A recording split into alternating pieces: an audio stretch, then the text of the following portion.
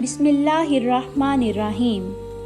یہ کہانی ہے ایک شہد فروش کی کہ جس کا نام عبداللہ تھا، جو کہ ایک نہایت خوش اخلاق اور میٹھے لہجے کا مالک تھا۔ اس کی خوش اخلاقی کی وجہ سے لوگوں کا ایک ہجوم اس کے ارد گرد جمع رہتا تھا۔ جس طرح مکھیاں شہد کے ارد گرد جمع ہوتی ہیں، اسی طرح لوگ عبداللہ کے ارد گرد جمع ہوتے تھے اور اس کا شہد دیکھتے ہی دیکھتے بک جاتا تھا۔ عبداللہ نہ صرف کاروبار میں بلکہ اپنے گھریلو معاملات میں بھی بہت خوش مزاج تھا اور اپنے گھر والوں کے ساتھ بھی نہایت خوش اخلاقی سے پیش آتا تھا۔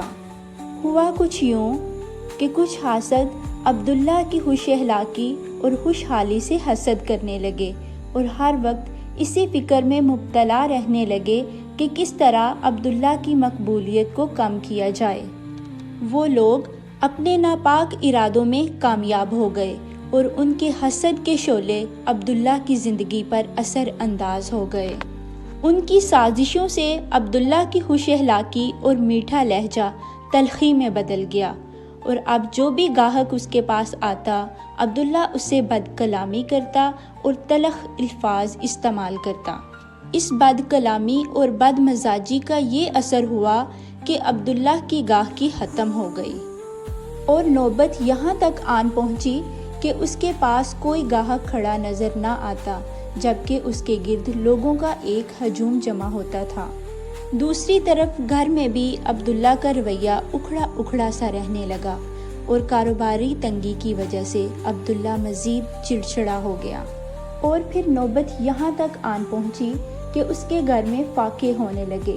عبداللہ نے ایک دن اپنے بیوی سے کہا کہ اللہ جانے مجھ سے ایسی کون سی خطا ہو گئی ہے کہ اللہ تعالیٰ مجھ سے ناراض ہو گیا ہے۔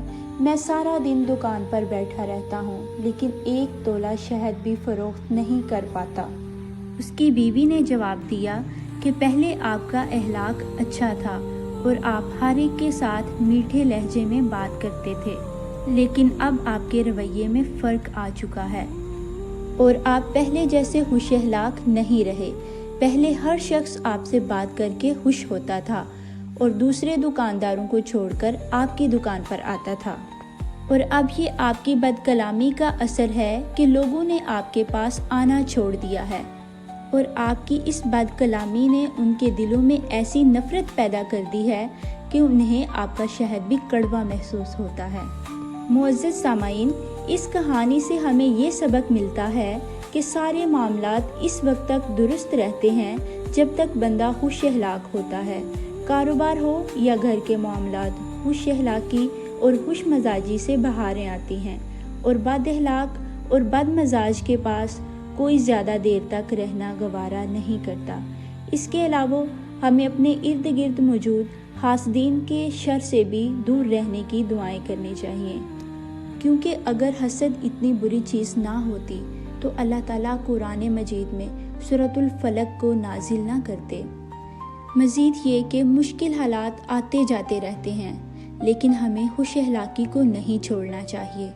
خوش اخلاقی دشمن کو بھی دوست بنا دیتی ہے، جبکہ بد اخلاقی اور بد کلامی دوستوں اور عزیزوں سے بھی دور کر دیتی ہے۔